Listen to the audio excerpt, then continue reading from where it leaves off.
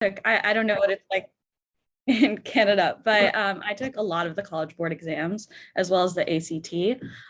So I just found that they were another way to show like the admissions officer, hey, you don't know much about my high school. Not a lot of folks have applied from my high school to Stanford before. This is a really great way for you to understand the baseline that I'm at. I will also say that I have friends that scored as I don't know, you can say like horrendously on these exams, and they still had to end up submitting it to the school and they still got in. I think when they show you the median on the Stanford, Harvard, other, college websites, like take it seriously. It really is the middle. There are people on all ends of the range. So if your score isn't quote unquote high enough, don't let that discourage you from applying.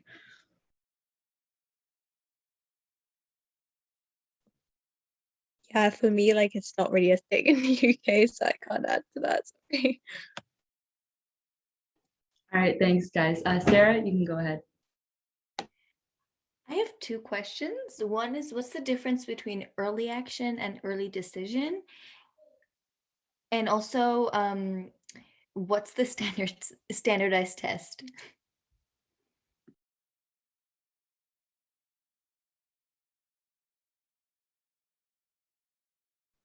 I can answer that. So early action and early decision, they happen in October, November, whereas regular decision usually happens like end of December, January, February. Regular decision and early action are non-binding, but if you choose to apply early decision, if you get in, you have to go there. And then standardized tests, they're like the ACT, SAT, they're big tests that people take, and then usually multiple choice. And then they're considered standardized because I think they're on a bell curve. I could be wrong. I didn't end up taking any, so. Okay, thank you. Oh, sorry, Michelle and Yara, do you guys want to add anything to that? Okay, perfect. Sorry, Samantha, go ahead. Yeah, I know Evangeline talked about how you should probably like apply a lot of early action schools or just ED. I guess my question there is, what was like the the thing that made you not like REA? For me in particular, I'm not gonna lie, I applied REA or SCEA to Yale. You live and you learn. My application was not good in hindsight. You tend to just get better at writing essays as you go. And that's a big reason why I say that to not apply REA as my biggest piece of advice, because I made the mistake, and you live and you learn, and then you tell your lovely friends what to not do. I guess like in my case, I'm doing Stanford REA, but there's like 2 weeks left until the deadline, November 1st. Right. But it's kind of just like, would you still want to submit it then if you aren't 100% confident in your application, or if you know that it could get better, because everyone says that your application does get better as time goes on, then why wouldn't you just submit it during the regular round? I don't know a lot about the Stanford admissions process. I didn't apply, but it depends on how much your school weights single choice, I think. Because Harvard and Yale, they both don't really care at all. So I think that'd be more of a question for somebody else. Yeah, I think Stanford takes it a little bit into account that you're like throwing yours in and you've been working on it probably before your other applications. I'll say there's a pretty good, like even split of people that I anecdotally know who did REA versus normal. I personally applied on the last possible day. I had a lot of imposter syndrome leading up and then threw it in and got really lucky. So I think honestly, do whatever gives you peace of mind. Like if it would be better to just send it in on that November deadline, don't think about it, work on other stuff, then do it. And things will kind of land where they need to be. I know that's really what wishy-washy advice, but there's so much stress during this process that I promise, like submitting it in one batch versus the other ultimately doesn't matter when you've clearly expressed yourself in your application.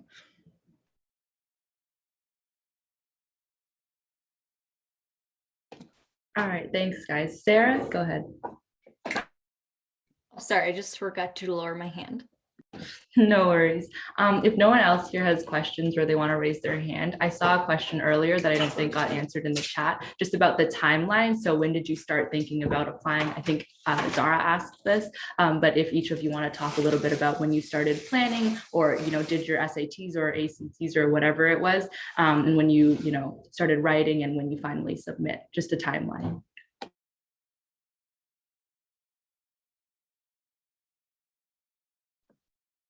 For me, like it's probably different for like US and Canadian unis, but like I like started thinking about it in the summer holidays. Like basically just like starting to think about what I wanted to add, if I needed to think about boosting it in any way during the summer, like was there something I could pick up, or like was there something I could read just to like showcase more interest in your statement and your like subject you're applying for.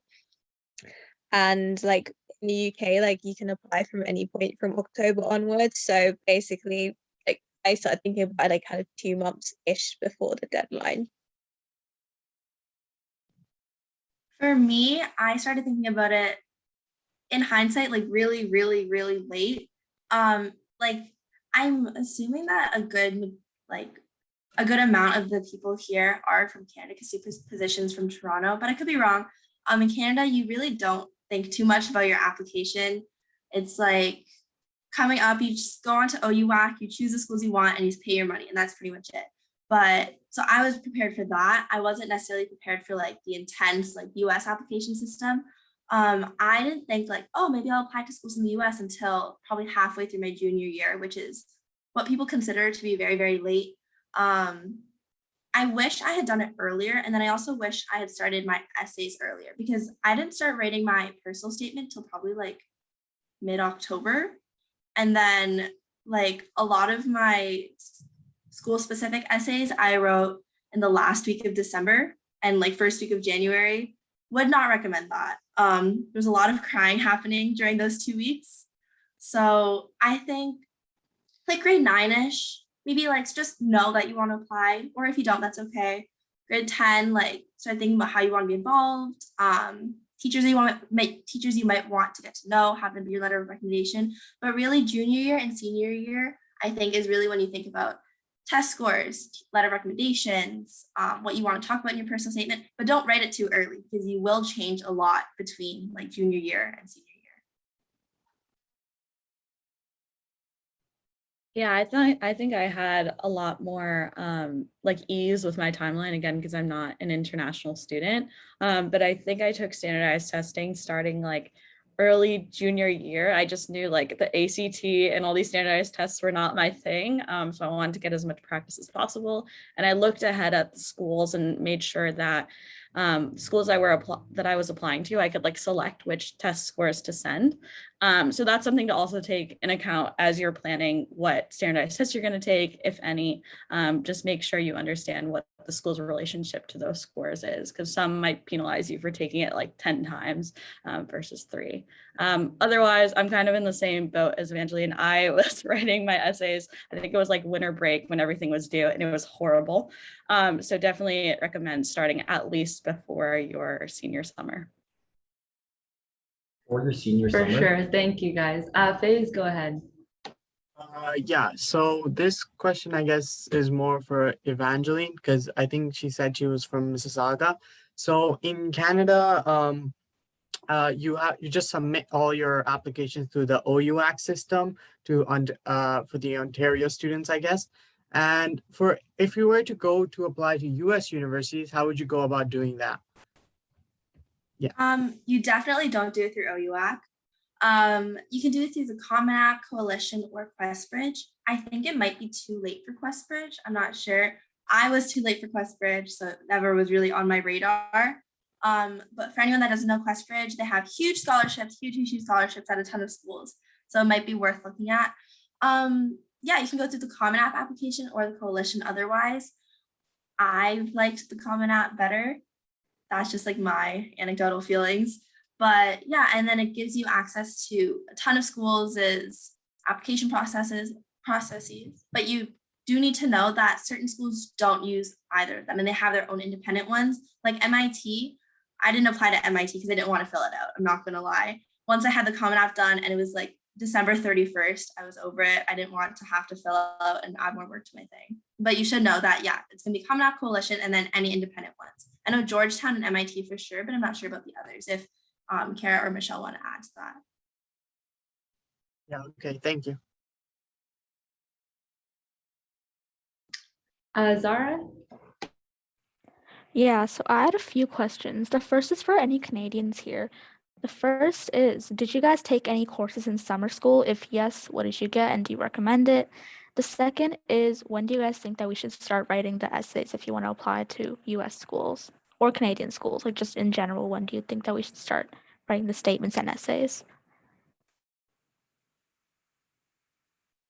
I'll answer the Canadian one because I'm the only Canadian panelist. I did do summer school actually. I did it in the summer after grade 9 because I was like, I don't want to take history. If I can, I'll take it in a month's time. So I took history in summer school. I slept through a lot of the classes, didn't do much of my work, and ultimately it doesn't really matter. It's like it's one course out of what 32 that you need to graduate in Ontario. And then because I done summer school, I took an extra one, so I had 33 in the end. So like it doesn't really make that big of a difference. And they can't tell on your transcript whether it was taken online, in person, summer school, regular school. So. Oh, okay. Also, well, I know you took like history during summer school, right? But would you recommend taking grade 11 or grade 12 English in summer school? If you're applying to Waterloo or U of T, no, because they look at, they do like question you if you did summer school, especially for required program prereqs. But my sister did it, so. Okay, then would you like recommend just like general tips for how to do well in grade 12 and grade 11 English?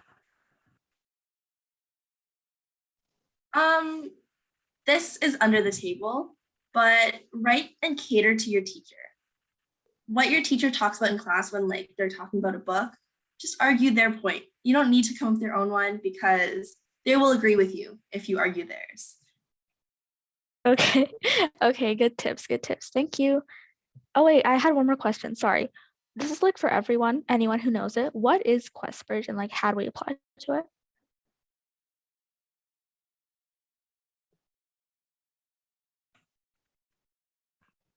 I don't know much about it, but I do know it's for US schools and for folks who might be financially disadvantaged. QuestBridge is essentially like its own like gateway of applying to US schools, where you're indicating to these schools, if you take me, you're sustaining like a full merit or like full need scholarship for me, but I'm also expressing my interest in your school early and through the special program.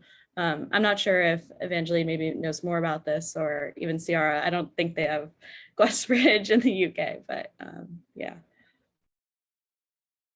All I know about QuestBridge is there's something about finalists, and Yale is one of the QuestBridge schools. There's a bunch of like really, really great schools. And yeah, that's all. And it's like a full ride. That's all I know. Wait, Michelle, could you just repeat that again? Because I just want to note it down about QuestBridge. Yeah, I'm gonna actually drop the website in the chat. I don't honestly know too much about it. I didn't go through this program, so I don't want to give you any of the wrong info, but I think the website is pretty robust. All right, thank you. All right, Sarah, do you want to ask a question? Yes. So does being an IB or AP like give you a benefit in getting accepted into US schools?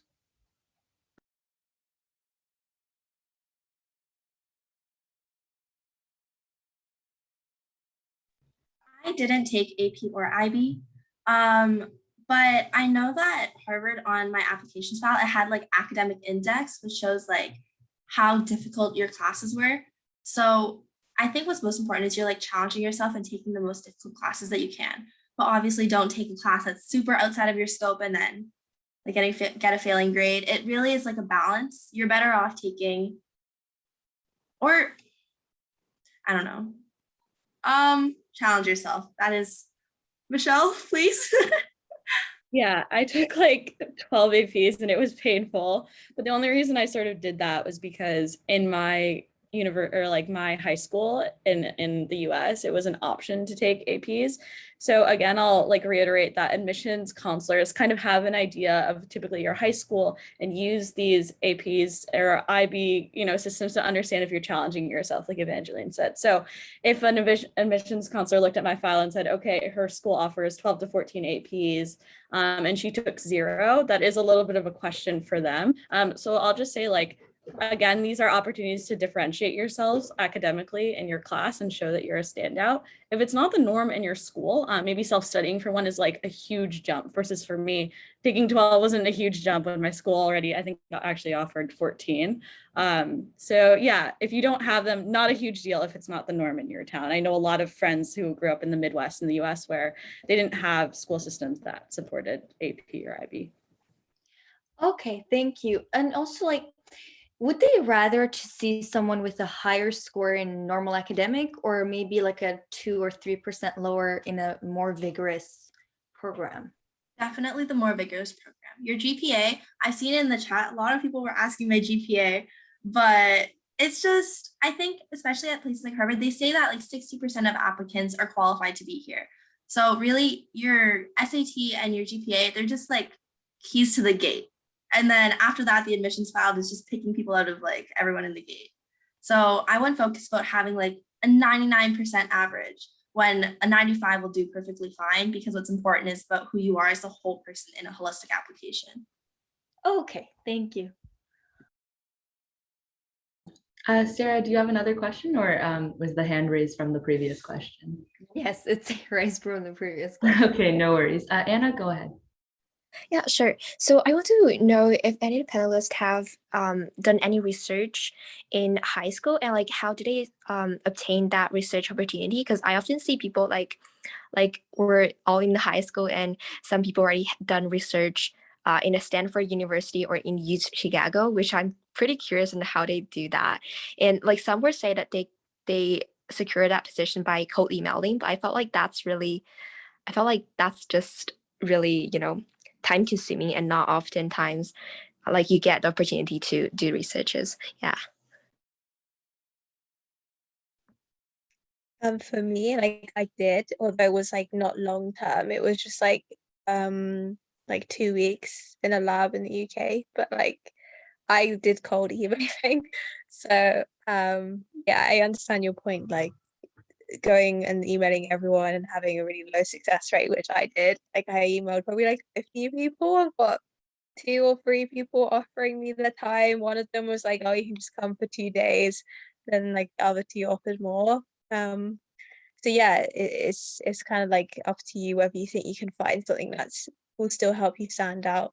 There are definitely other ways you can stand out on the statement than like 2 weeks of research, but I can't comment on terms of like long-term research, because I have personally never known anyone in the UK who's had long-term research opportunities before.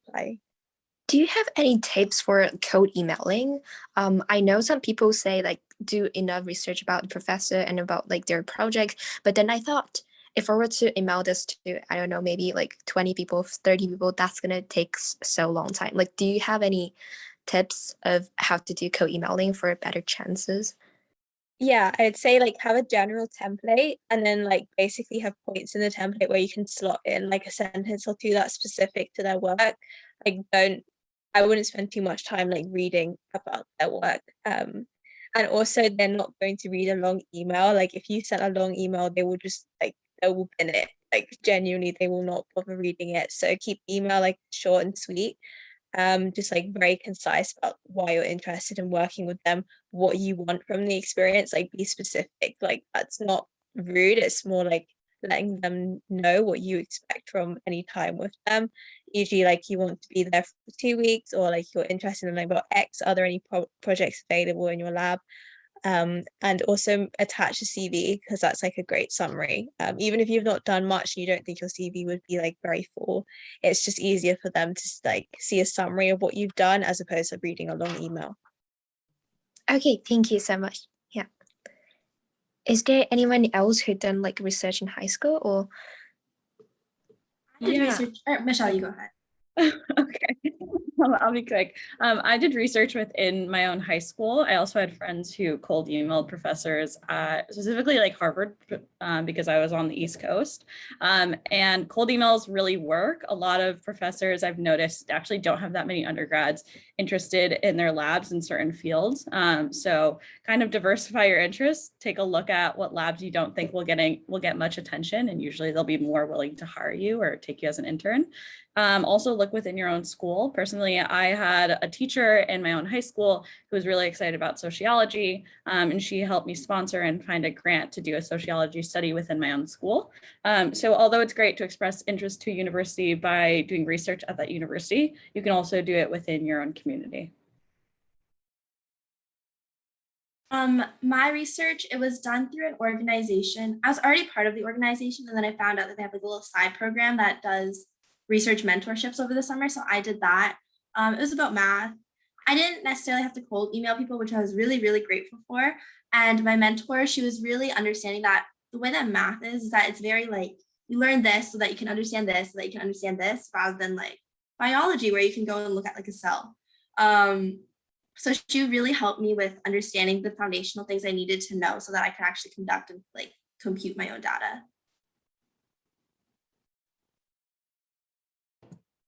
For sure. Anna, do you have another question, or is that hand raised from the same question?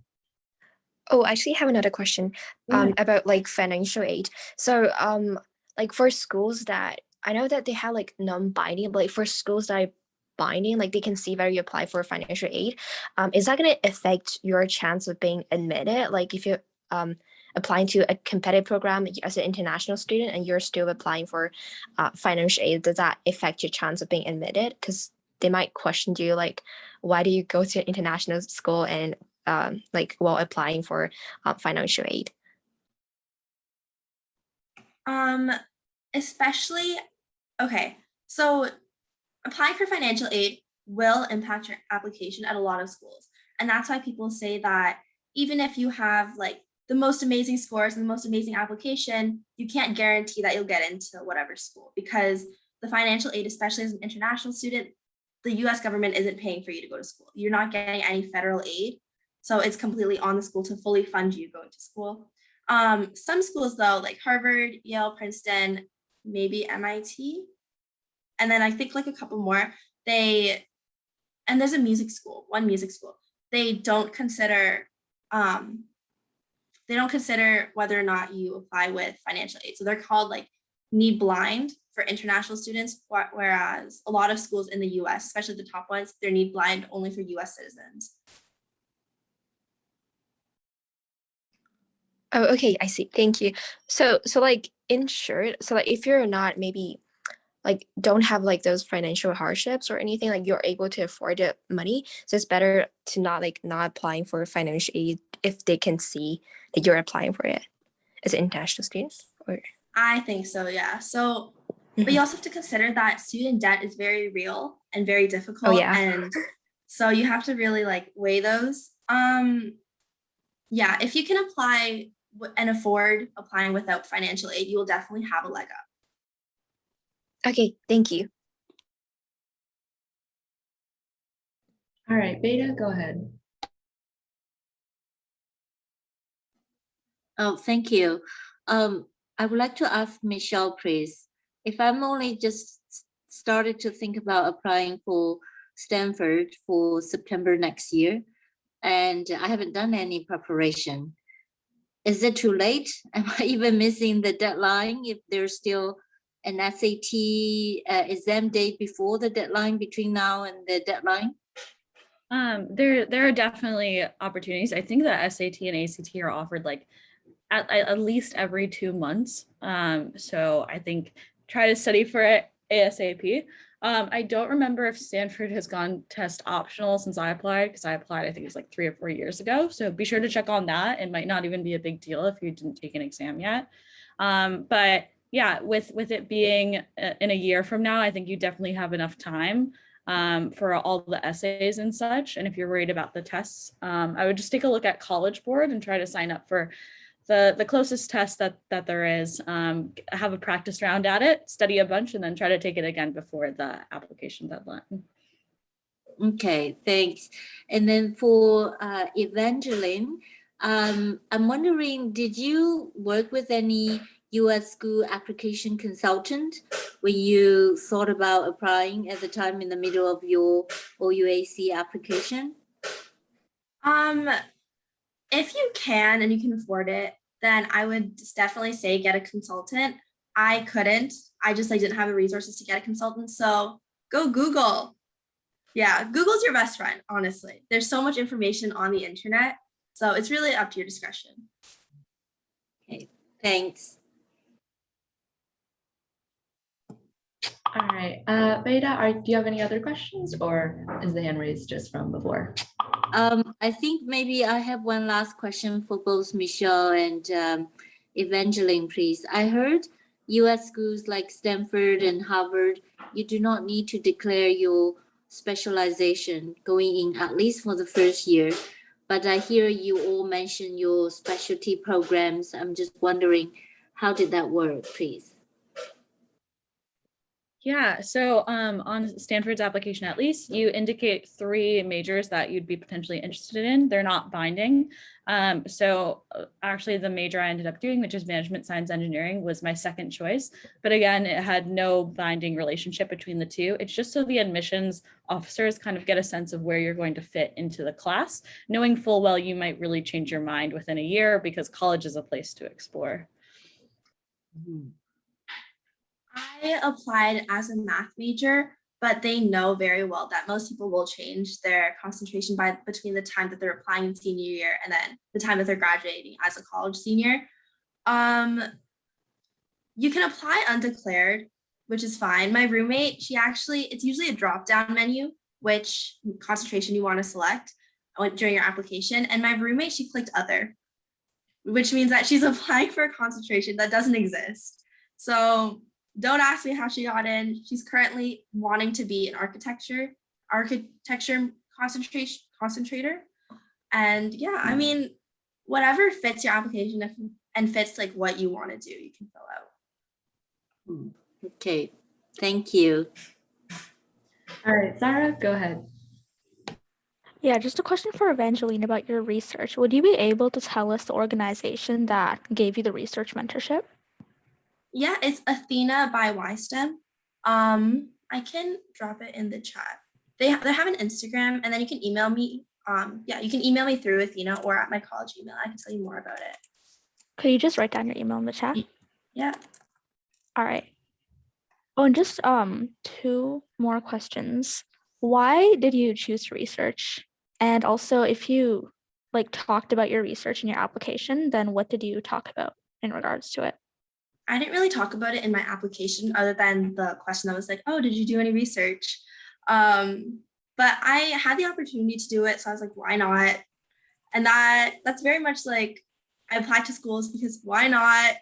I picked up like some of my other extracurriculars because why not? So Yeah, I get it. Like you do a lot of things to explore in high school, really. All right, thank you. All right, Sarah, go ahead. I have several questions. So first, about the choosing your major on your application. If you say 2 completely different majors, like, I don't know, philosophy and math, would that be like a red flag for them? Like, would they, like, your chances of getting accepted go lower? Because maybe they think you're undecisive? In Stanford's case, I think you also have to take into consideration like the culture of the school. Our school is very much geared towards people studying the most random things and putting them together to innovate. And it's actually, I know it's funny you mentioned math and philosophy. Like I have a friend who's majoring in both. I think what's most important is that throughout your application, there's kind of at least one signifier that explains why you put that down. So for example, I put down sociology because I had done sociology research before, but sociology wasn't the only thing I talked about throughout my application. I also talked about engineering and the programming I've done, which is why it made sense that I put down my engineering degree. So as long as there's a story weaving back to why you put that down, or at least some explanation, maybe you're saying, oh, I just want to try it. I've never looked into that field before. I think it won't be a red flag. Yeah, same. My application, I had bio, I had math, I had East Asian languages and civilizations. Like it was really everywhere, but in my application, it made sense. It made sense why. Like I wouldn't have all of your extracurriculars and your personal statement, everything about math, and then also being like Germanic languages. So Oh, okay, thank you.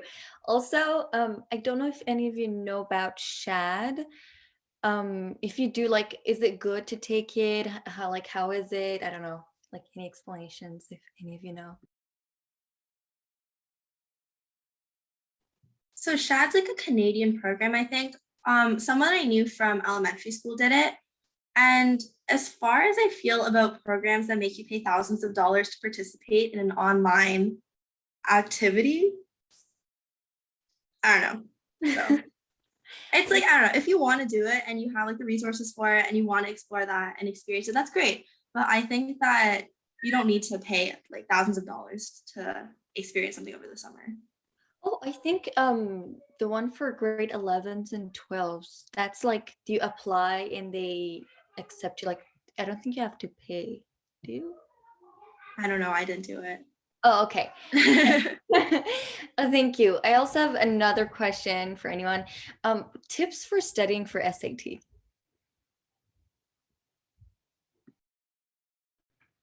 I studied for both the SAT and ACT and kind of ended up choosing the exam that I just found fit me better and I was scoring higher in.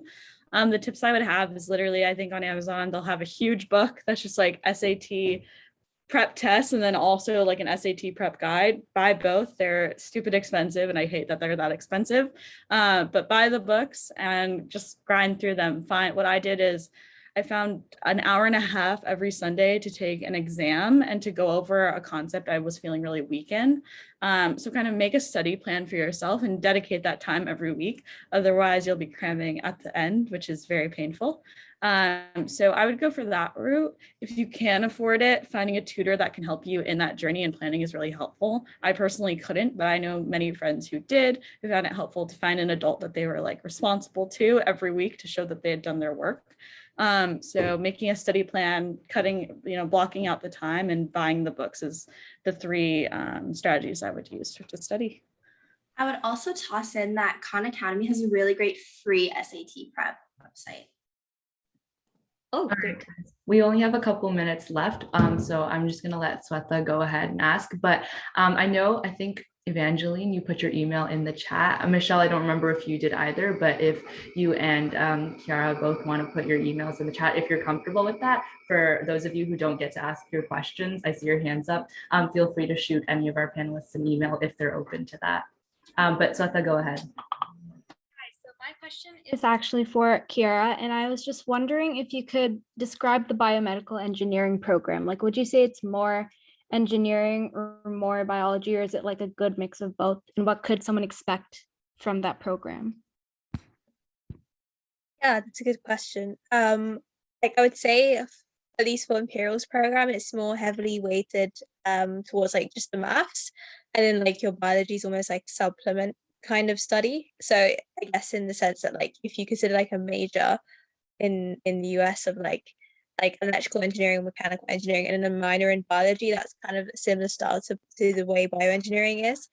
But I would say like in your first 2 years of study, at least at Imperial, you can expect to just be taught as if you were like a general engineer, like as if you could go and do anything. Like we learn like mechanical principles, we learn like circuits, like robotics, we learn like chemistry, we learn like medical science. So we learn so much stuff. So you kind of become a jack of all trades, and then like as you go through your final years, you really just like pick and choose like things that you're most interested in. So if you're more interested in like cellular kind of engineering, like genetic engineering, like you can pick subjects for that. Or like if you're interested in, building prosthetic limbs, and you can choose more like circuit stuff, studying like mechanics and like kinematics.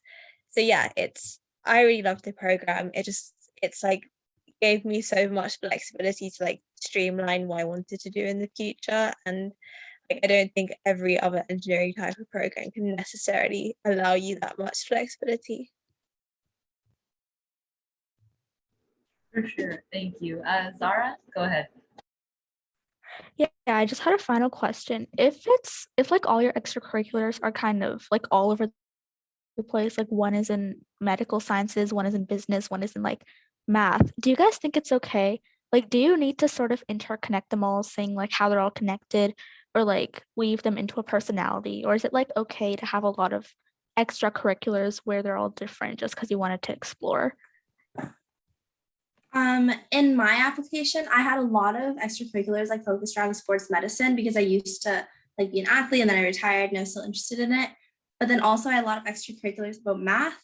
So in my additional information section, I just kind of justified like why my extracurriculars were kind of all over the place. And what was that? What was your justification? I like both. Oh, okay. Okay. So I guess like could you say that it's okay if like you justify it as you just have a lot of interest and you haven't like narrowed down who you want to be yet? Yeah, I mean, it sounds fine to me. Okay. Yeah, I mean, that's fair enough. If you don't, if that's the truth, then you can just say that because that's the truth, you know? Okay, yeah. Okay, thank you. And thank you guys so much for participating in this. Like I really, really learned a lot. For sure. Thank you, Evangeline, for that answer. Dennis, you can go ahead. I don't know how much time when they'll close the rooms, but if it's a quick one, hopefully we can get through it. Okay, yeah, I just had a question for Michelle. I'm not sure if you already answered it, but I was just wondering, like, do you think you had like a spike for your application? I'll answer quickly because they're closing. I definitely did not have a spike. I did mention though, like creating a persona was really helpful to me. I had really varied interests. So I picked like 3 or 4 sort of spiky interests I had. Not that I had one crazy awards in them, but just things that I clearly showed a clear interest in throughout my academic journey. I just wove into a lot of essays and repeated them. So the admissions officer got it. So yeah, so there's no need for a spike. I think it's overplayed that you need to be like just a math genius to get into these schools or just a humanities genius. You can have varied interests. We're all human beings. And I think the admissions officers actually welcome that.